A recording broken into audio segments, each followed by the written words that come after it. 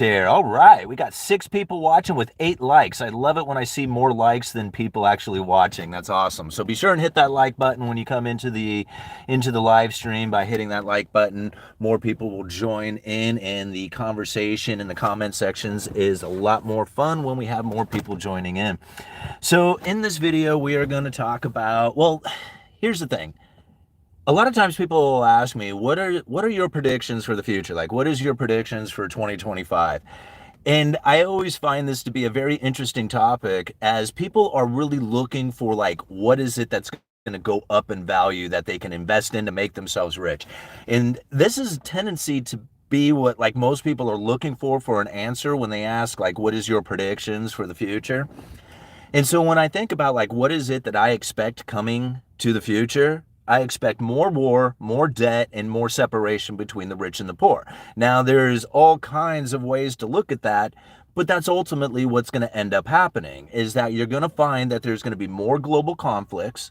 You're going to find that there's going to be more debt issuance, and there's going to be a bigger separation between the rich and the poor. And this will always take place so long as you have new money coming into the system. And that's the problem with debt issuance, is that you always have new money coming into the system. And the problem with having new money coming into the system is that it separates the rich from the poor. And when you have countries who are moving into a position in which that they are no longer able to get new money coming in on a regular basis that then sustains their elevated standard of living, they will fight. It's like, this is done throughout history. There's no way of, like, avoiding these certain issues that come up because of the way that the economy goes down.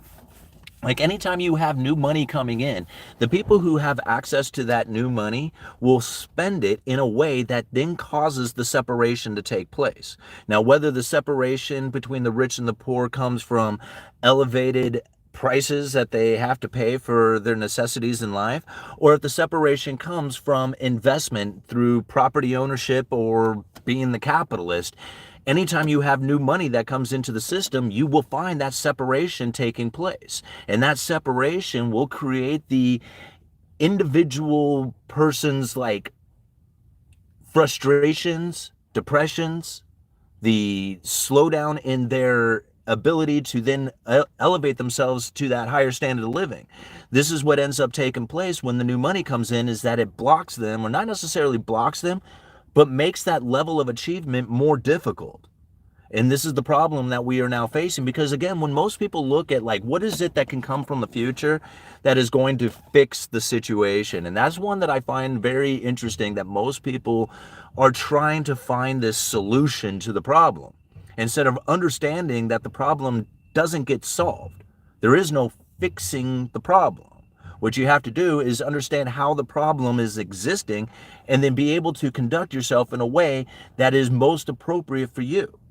Because there is no fixing this. There is no way that they're going to create a situation in which that not only is there jobs for everybody, but that the prices stay low and that the separation doesn't occur. Like, none of these things can work together. There is always going to be certain economic forces that are underlying that cannot be changed. Now, you can mask over them. You can show evidence of, like, hey, no, this government tariff or this government subsidy or this, particular situation is taking place. You have to look and say, why is it taking place? Because the underlying economic forces are now creating a situation in which that the government has to react to. Right? We have to understand that we have to be industrious first before there can be governance. When we rise in power, when we have developed a position in our life in which that we become producers, savers, we will elevate our standard of living. Everybody would do this, no matter what. It's human nature, right? You work hard, you acquire some abundance, then you want to have a better life because of the hard work and abundance that you have acquired. In the moment that you start to move into that position, that's the separation that begins to take place. And then people say, how do we prevent that from happening? And I'm thinking, well, how do you not want it to? How do you, like, go into an economy saying, I want to work hard, produce, elevate my standard of living, and then say, I don't want the separation between the rich and the poor to take place? Like, these are two completely opposite things happening. So it's best to understand that there is no position in which that is going to be adequate and awesome for everyone. Some people are going to get pissed about the rich getting richer, and some people are going to get pissed because tax money's going to benefit the poor or something of that nature. Like it's looking at something as if it could be another way. And this is really where I think a lot of people are just misunderstanding what it is that they need to do in their life. Because if you look at it and say this could be another way, then you have an external expectation.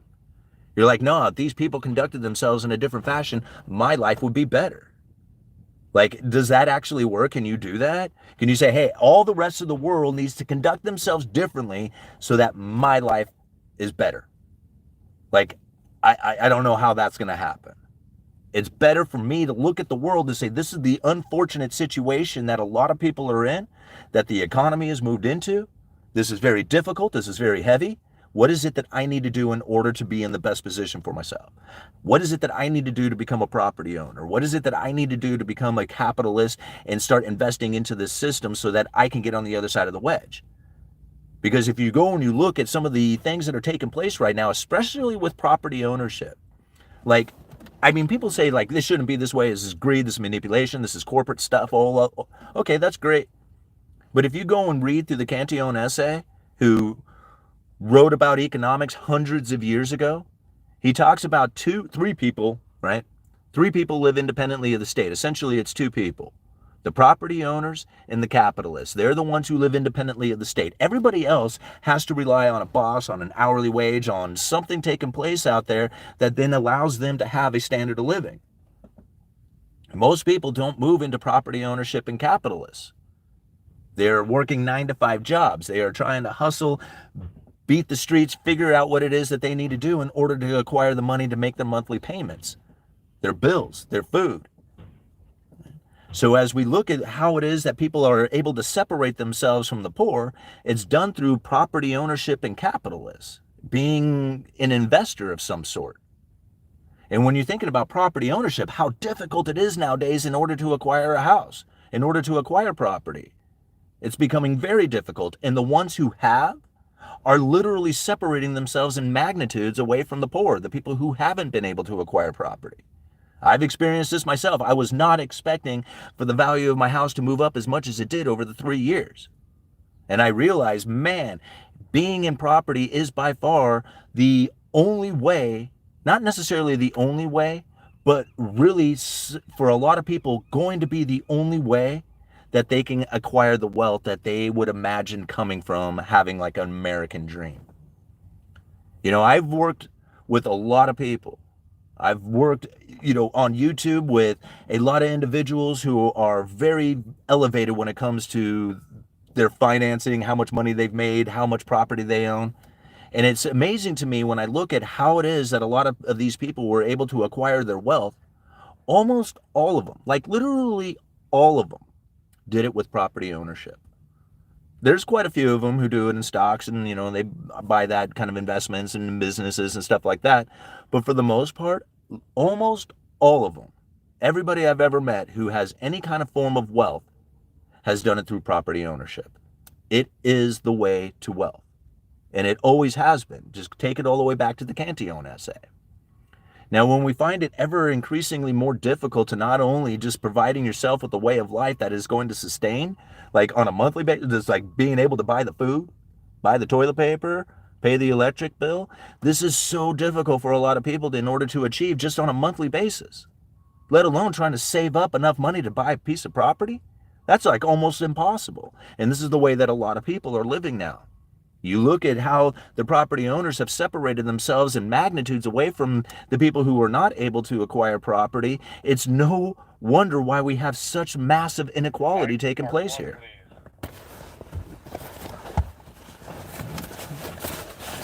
got a radio in here somewhere. Where is that thing? Well, whatever. It's my work radio. Let's read through some of these comments here. All right. We got $2 super chat from $2 Garage. Thank you so much. War never ends. It's the natural state of humanity. And, I almost agree. I have to agree with that $2 Garage. I mean, you really think about it. Like, I know I refer back to this essay all the time, like constantly saying, hey man, if you look back on this, essay coming from Cantillon, talking about how the economy really is, it comes down to, and like really he describes it best when you think about it from like the like Native American tribes here. He was describing it in that fashion. And really, I think it just comes down to any kind of like primitive living where you're based off of the land. Like your production is what the land is. And so if you need to eat whatever the land is providing. And so whatever the land can provide is all that is available for the sustaining of human. Right? So if you have a bunch of people who are living in a particular area and they're all battling over hunting grounds, eventually they're going to get to a point where they have to fight or they starve. Like it's literally, they have no other choice. And so if they go and end up fighting for hunting grounds, then you end up with all the political issues that would come from that. Hey, they're terrible people. We have to battle them. We have to, attack them for whatever reason. But ultimately, it's just for survival. Right? And this is the heart of how economics really works. Even like, you see even modern day wars, it's literally over the same thing. How is it that we are able to acquire the resources we need in order to sustain our life? Right? And if we are in a position in which we are peaking out and we're going to start losing our resources or not available to maintain our way of life, then that is depression. And people lose their mind during that time and they end up fighting. And this is, this is the examples of it. All right. Rod, thank you so much for the $5. Trump's threat of 100% sanctions is futile because by the time new currency is used, BRICS will have the power to place sanctions on U.S., right? No, I very much disagree. Where the hell is that radio? Is it in my pocket?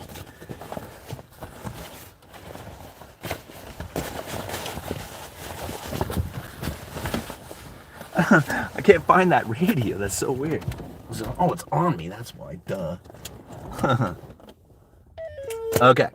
No, the BRICS nations are not going to take over. They're not going to take over. It's not going to happen because we have to understand that if there was going to be BRICS nations taking over the dollar, then we have to take into consideration some of the economic forces that are either going to allow that to happen or prevent it from taking place. And now a lot of people just say, oh, no, they can just do it. Nah, it's okay.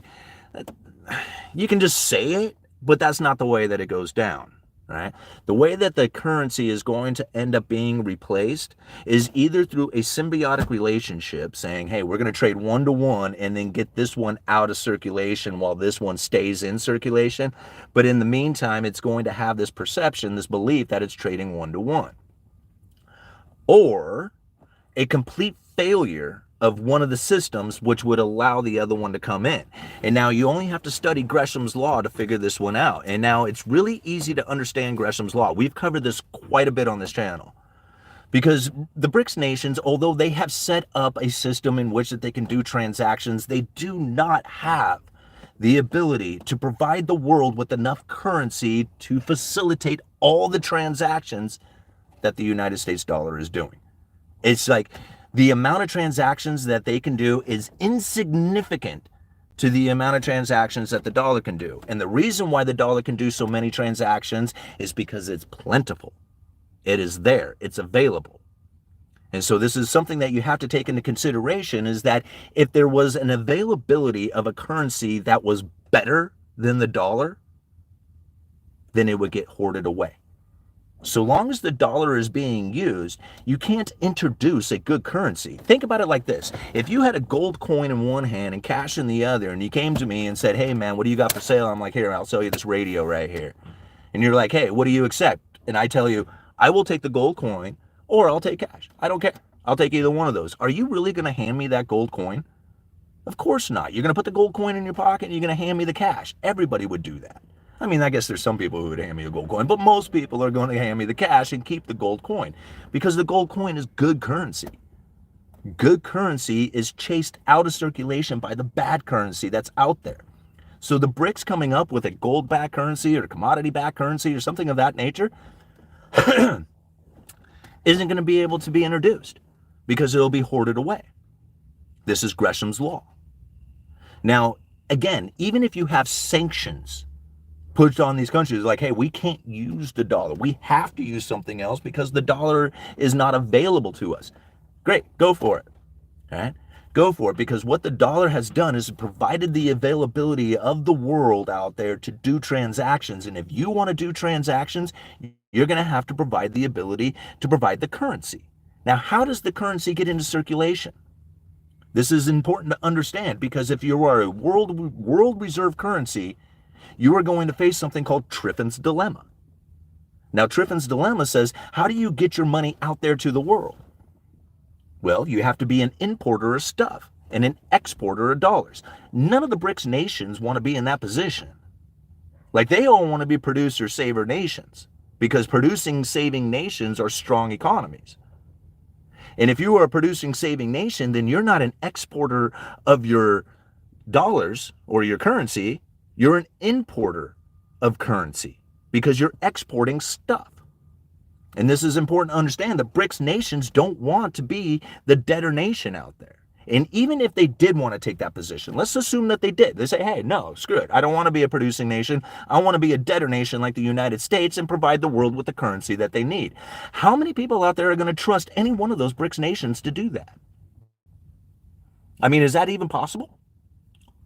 When you think about like how it is that the United States Treasury is the safe and liquid asset out there, not that people want to trust it, but there's nothing else out there that is trusted as much as a U.S. Treasury is.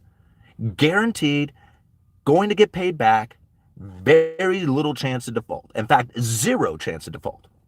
A zero chance of default on U.S. Treasuries, because they have the printing press to pay it. Now, they can't guarantee the purchasing power, but they guarantee that that U.S. Treasury will be paid. Right? Safe and liquid asset. China? Do you trust China? Chinese government? You're going to trust their debt? Their debt issuance? They're going to go into massive debt issuance like the United States has done, and the world is going to trust China to pay it back?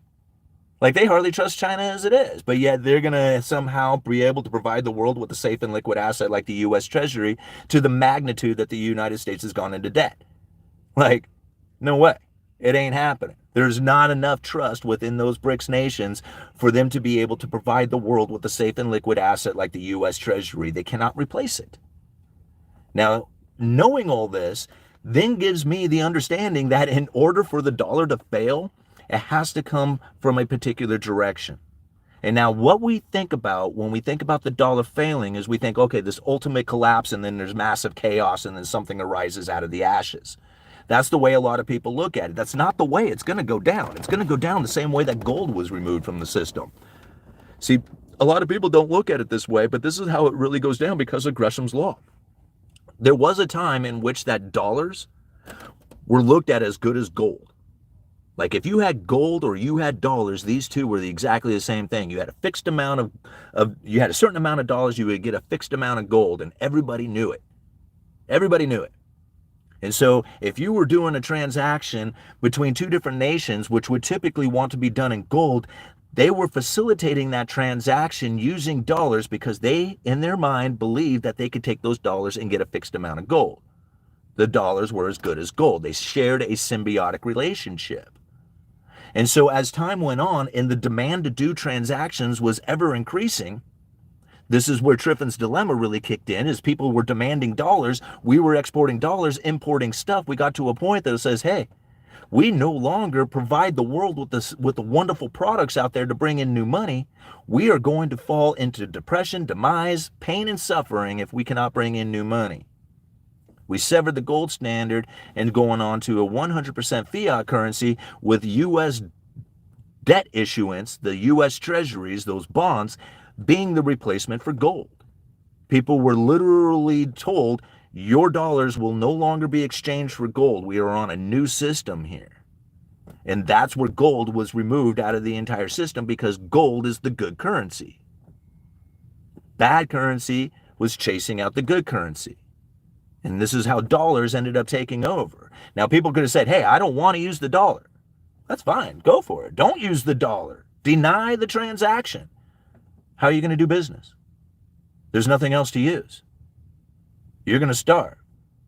So they better use the dollar because there's really nothing else to use. See, this is important. Like, this is how you have to understand this, because when it comes to the BRICS nations taking over or replacing the dollar, it's not possible. The dollar can fail, and then something can rise out of the ashes, but we would have to have a complete collapse of the system. And although people do believe that that complete collapse is on its way, great, sit around and wait for it. While other people are buying houses and separating themselves from the poor, you're sitting around waiting for that ultimate collapse, which may or may not be happening anytime soon. All right? Again, look at it from the economic forces that are at play and not the credible threats that are being pushed out there. Right? Understand that in order to replace that currency, it's going to have to come in a way that is not competitive to the dollar, so that people would be willing to accept it, saying, hey, okay, well, this is as good as the dollars are. This is why I believe stable coins will be the next move into the next currency that's out there. It'll trade 1-to-1 with the dollar. People will look at it thinking that they're trading dollars, even though they're trading stable coins, much like people thought that they were trading gold when they were trading dollars. It's the same thing. Once the dollar completely collapses, then something called Thayer's law can kick in, where the good money will chase out the bad, because the bad is just no longer accepted at all. And as people say, oh no, the dollar is already not accepted. That's not true. That is simply not true. Go and Google foreign holdings of U.S. Treasury debt, and you're going to find right now there is more foreign holdings of U.S. Treasury debt than at any time in history. Of course, this really has to come down to the fact that the United States has issued out so much debt, which gives the foreigners the ability to buy that much. But still, it's never been a time in history that's had less there was never been a time where there's been right now is the record holding of foreign holdings of U.S. Treasuries. Got to make sure I say that right. All right, moving on here. What time is it? All right, I got a few minutes left here. Oh, all right. Grand Roofing Incorporated. Hi, Simon. Well, thank you very much, Grand Roofing Incorporated. This is the guy who really has a lot of support for the channel. I really appreciate him. With all the memberships and stuff to the channel, you really show a lot of support. I really appreciate you, man. And to bring that up, we are actually going to be doing some member-only live streams probably over the next couple of days to cover the speeches that have come out from the Federal Reserve. Those of you who really want to understand monetary policy, breaking this stuff down to the point that we can really internalize it to understand what it is that the Federal Reserve is doing with their strategies, because I guarantee you the mainstream media does not cover their strategies appropriately. To understand that they use the mainstream media as the credible threat to push the information out there, to guide the markets in a particular direction, is very important to understand that the strategy that they are using is that communication, right? So to understand the real internal strategies coming from the monetary policy and then how they use the communication going out there to the mainstream media is incredibly important, because there's two stories being told, essentially. All right?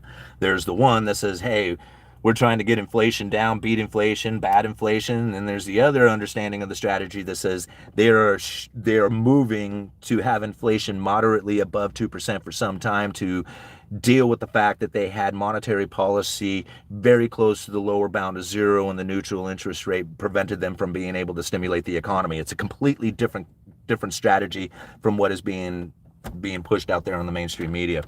So we break this stuff down. We break it down on a regular basis. We break these speeches down in a way that everybody can understand it, or hopefully understand it, especially if you're new to the game. It's difficult. So we try to break this down in a way that just the average person will get the idea of what it is that's taking place, and then we have a discussion about that. It's $1 a month. Right? $1 a month to be a member of the channel, $12 a year, $120 a decade for some hardcore deep dive information that you're just not going to get anywhere else. And it's not going to be explained in a way that says, hey, let's understand this from a working class point of view so we can best make the best and most appropriate decisions for ourselves. So thank you very much, Grand Roofing Incorporated, for being here, and thank you for all your support. Right there, $5. Thank you so much. I try to see you there. If not, maybe some new member could sit in. All right. Thank you very much, Grant. Yeah. And, again, if you're a member of the channel, you'll always have access to those member-only live streams. All right. Deja Vu, member for 11 months now. You see that? That's so awesome. Thank you, Deja. All right. All-nighter, thanks for being awesome also. Yeah, all-nighter is awesome.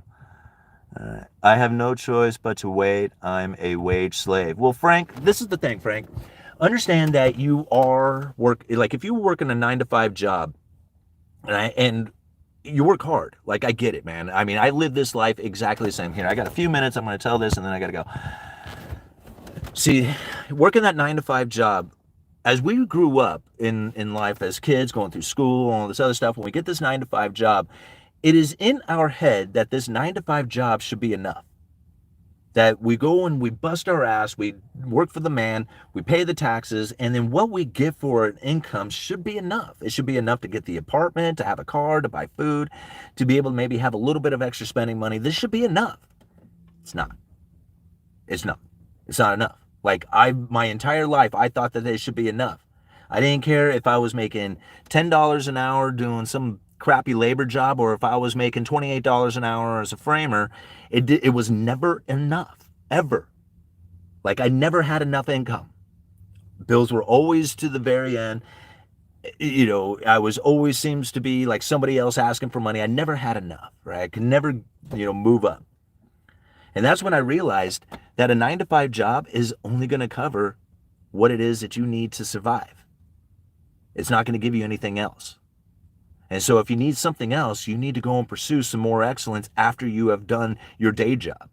And it's at that point that I found that I was able to start doing the savings, the investments, the extra money, whatever extra money is, to have a little bit of fun. It all came from the times that I was putting in extra time, right? Beyond that of what it is that my day job was providing, because it was never enough. And the more I realized that if you chase excellence all the time, not only from the time that you go to work till the time you get off of work, but then not pursue the pleasures, right? Because once you have done the excellence and you move into pleasures, you're undoing all the excellence that you have done all day. So you need to chase excellence all day, and then you need to go chase it some more. And this is where I think a lot of people are like, man, I shouldn't have to have a life where I'm constantly struggling like that. Yeah, that's a great story. We really shouldn't, right? This is survival out here. This isn't like fair. There's no fair, right? It's not fair. You're right. It's not fair. So don't think that it is. And you understand that once you have chased that excellence, you have to chase it some more. And by chasing the excellence and actually making those business contacts, or getting that business started, or figuring out that way that you can earn a little bit of extra money, you're going to find that you actually get a little bit of pleasure out of doing that. And that your dopamine hits come from chasing the excellence itself. And you don't need to go chase those pleasurable experiences to try and get your dopamine fix or make you feel better about yourself. You're feeling better about yourself just by simply living your life. And the things that you are doing is starting to pour the abundance in, because you are constantly trying to provide something of benefit, something of value, right? And you're doing it without the expectation that you're going to get a return from it, because the return just comes naturally from it, right? Once you get into this mindset, it becomes a lot easier to deal with a lot of the things that are going out there in the world. Like people were like, man, I shouldn't have to drive this crappy car, live in this crappy apartment, and do all this crappy stuff. And I'm like, yeah, I agree, man. It shouldn't be that way. I wish I could drive a new Camaro. I could go out there and get a new Camaro. I could be driving one today. I could be looking cool and great in that. But then I would have to stress about how it is that I'm going to be able to make my bills. I would much rather have a lower standard of living, elevate my income, and have a huge gap in between that, so that I could deal with the fluctuations of life. Emergency bills come up. Loss of income happens. When these things take place, I don't want to be in a position going, oh no, what am I going to do? Right? It's because it's going to happen. Guaranteed, it's going to happen. You're going to have a loss of income, and you're going to have unexpected bills. Right? And there's nothing you can do about that except for anticipate that they are going to take place. All right. Gosh, you guys are so awesome. We got Dear SX, who has also become a member of the channel. Thank you so much. All right, we got quite a few people on the channel too. Remember, like the membership is up over 700 people right now. I'd love to see it at like 10,000 or something. That would be so awesome. If I had it at 10,000, I would turn the ad revenue off on this, and we would just be member only, funded, sponsored channel, which is really the position that I would love to be in, is to have the viewers be the sponsor of the channel, and we're self-contained within that, you know. But you guys are very supportive of the channel. We have over 700 members to the channel. It's a great community. It's probably one of the best that you could find on YouTube. Martial law will be declared here soon. I don't think so. I mean, it could, but I just don't think so. Okay, Grand Roof Incorporated with the $5. When you learn to quit trading your time for the dollar and invest your time for the dollar, your life will change. Absolutely, Grand Roof. See, I have a day job, right? I mean, I've got to go back to work here in just a few minutes. My day job will pay the bills. That's it. That's what it'll do. I mean, and even at that, it barely does it. Like, I mean, I can barely cover the bills with my day job. Doing the extra stuff, doing the YouTube, doing the side hustles, doing all the things that I do outside of my job is the reason why I'm able to have the ability to save up to buy a house or to invest into things. It's because of all the other work. Like, a lot of people say, hey man, we can't all have a YouTube channel. You're right. I work this YouTube channel like it was a second job. I could have gone out and got a second full-time job, and it would have been as time consuming as it was for me to build this YouTube channel up. Now, granted, I was able to take the time to build the YouTube channel up whenever I wanted throughout the day. I wasn't scheduled to have to do it at this particular time, which gave me the freedom to be able to do it whenever I wanted to, but I had to put in the hours to do it. And I had to build this thing up over years. It took me years before the videos were ever monetized. And it was even years after that before it actually got to a point that it was significant to change my life. Like, I had to work this thing for years without ever getting paid. Just off of the love of putting videos out there and sharing this information. The reward I got from that was huge. So I understand that it's a matter of putting your effort out there. And yeah, even if you don't have the possibilities of building up a YouTube channel like I did, you can go and get a second job and work it as much as I did on this YouTube channel and still acquire the same things that I had done using the YouTube channel. It's the same thing. All right, moving on. Join the channel if you haven't already. Yes, thank you, Brody. All right, what about getting a six-figure job and your partner getting a six-figure job? Well, here's the thing. It doesn't matter how much money you earn. It really doesn't. Like, I mean, I've met people who make $150,000 a year who can't make their monthly payments.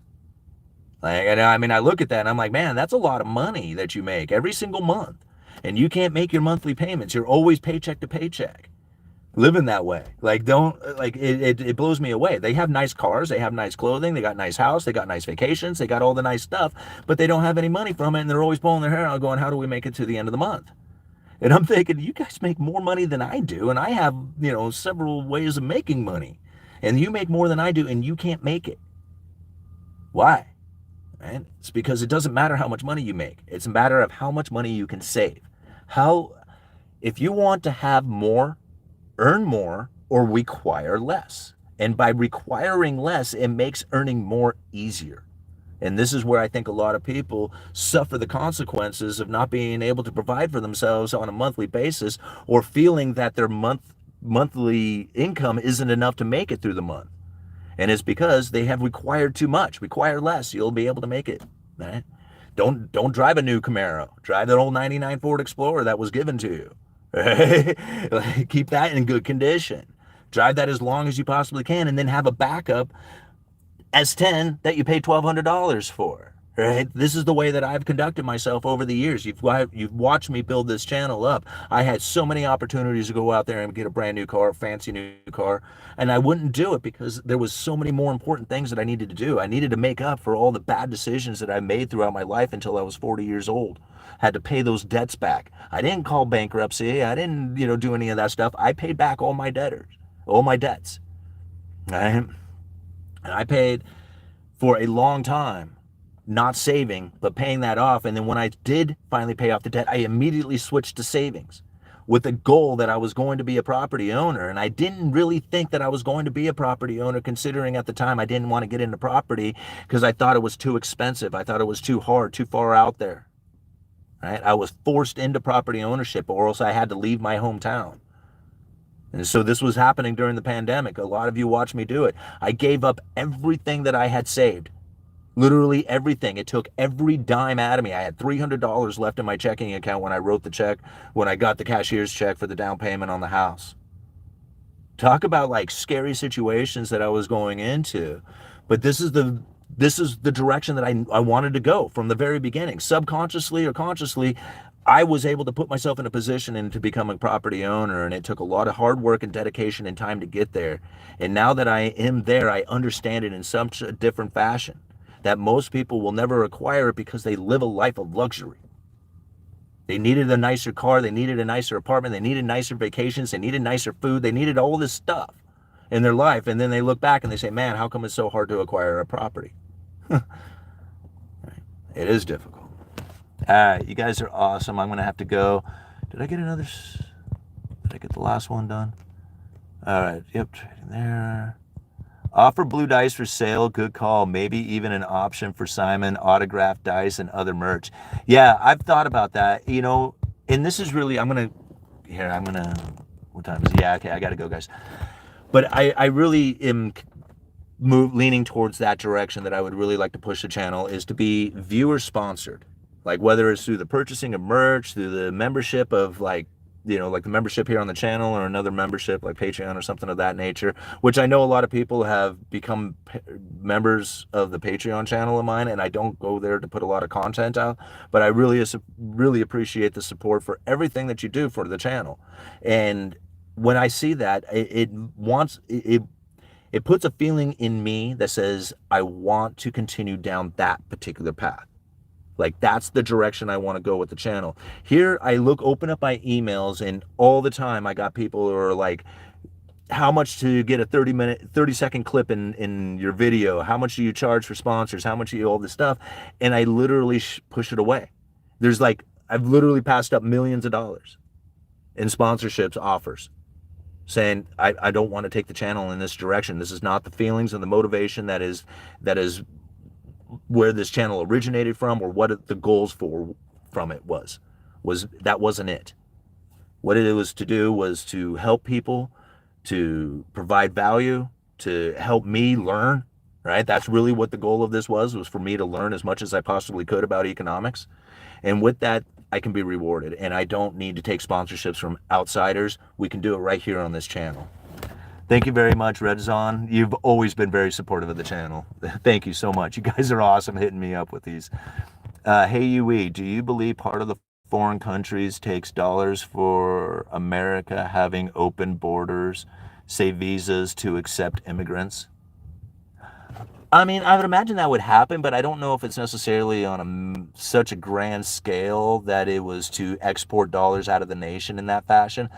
Ultimately, I think it's from the purchasing of production or services from outside the nation that exports the majority of the dollars, if that's what the question was leading towards. All right, not your problem. Thank you much for the $1.99. I'll buy the dice autographed by you. Well, we got to figure that one out. Hoodie. UE hoodie makes a great gift. Yes, thank you, Deja Vu. You guys are awesome. So when will the dollars come home to roost? They won't. That's the problem, is that a lot of people are anticipating that we're going to have dollars rushing home. I really got to go. I got 2 minutes left. All right. People are anticipating that there's going to be this rush of dollars coming back, like, the coming home to roost. Like all of a sudden, nobody's going to want these dollars. They're abandoning the dollar. The only place that is accepting the dollar is the United States. So here comes all these dollars, right? Here's the thing you have to take into consideration. Jeff Snyder, right, Eurodollar University, and Brent Johnson's milkshake theory is that there is debts that are written outside of the United States that are due in dollars. They don't have anything to do with the United States. Not our country, and not our government, not our corporations, not our business, not our people, not investment. None of the stuff has to do with the United States, except that these foreign entities out there have written debts that are due in dollars. Those debts are huge. Like huge to the sense that nobody knows exactly how much there is.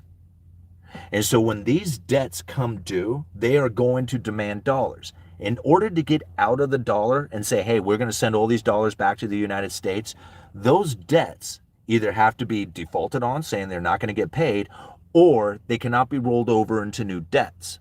When that starts to happen, what you are going to find is the dollar strengthening, right? Because of the demand for the dollar to pay off the debts, or because those contracts themselves get used like dollars. And if they don't exist, then they're not being used for dollars. The demand for dollars, again, will continue to increase.